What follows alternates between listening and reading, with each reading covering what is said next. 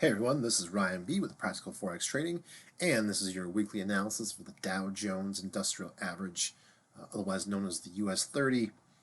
The date is March 29th of 2020, 10:25 a.m. Okay, we're looking at a weekly chart for the Dow Jones.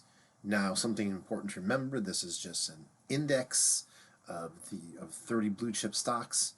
So when we think about price action, it doesn't have quite the same technical clout as individual holdings do, but it's a good economic indicator, as typically this is one that most people look to as kind of a barometer of the general economy, whether or not that is extremely accurate or not. But so let's go ahead and check out the technicals.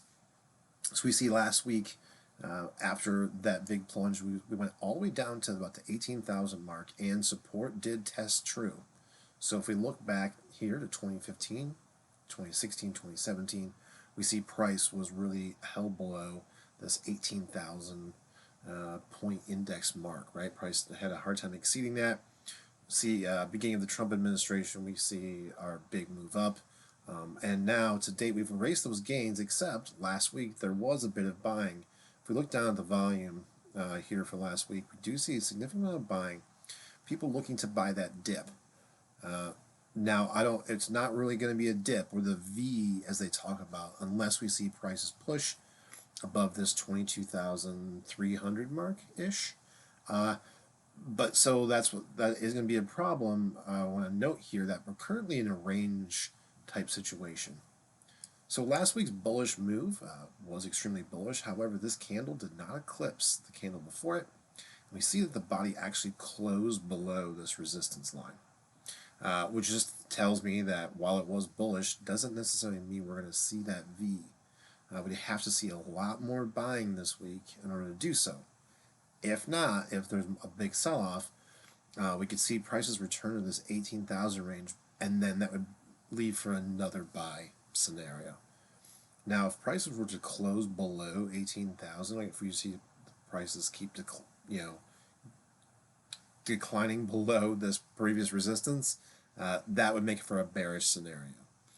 And when you talk about bear markets, bull markets, I'm talking about in regards to its current prior action, what it would be considered. So a move below 18,000. So if I saw next week's candle close below that, that'd be bearish. But I believe, if anything, even if we saw a 3,000 point sell-off at this point, we'd still be in this bullish scenario with 18,000 holding true. So my sentiment is mixed, right? We could see prices bounce around here for a while. Let's look at this timeline down here. This is mid-July 2020. This goes out. This channel could go on for a good 4 years. So it'll really depend what happens. Okay, so let's go ahead and let's draw the scenario. What if we got that V? So here's what we need to see. Let's draw a parallel channel to our underlying bull. Okay, that's good. Now we see the body of last week's candle close above this parallel trend channel. So if prices stay in this wedge and just keep testing 22, then pop back out, that would also be our V scenario. That would probably happen within a few weeks. I'd be surprised to see that test, for like a year to test in a tight range. That would be surprising. So we still see that price is well below the fast-moving average, something we talk about a lot in this channel, and really that prices have to recoil and average out essentially at some point. If you look back over the years, every time price moves too far away from the moving average, it always comes back and tests it. Has to average out, if you will. So we saw that here, and this is a V, right? This is that V formation. This is quick buying, pushing things back into the trend channel.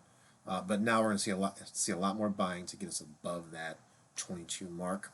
So we'll pay attention to our overall volume, our buying and selling, and we'll see what happens. Uncertainty would lead to less buying. Certainty would lead to buying. So, all right. Well, I wish everyone a profitable week. Stay safe out there, and we will talk soon.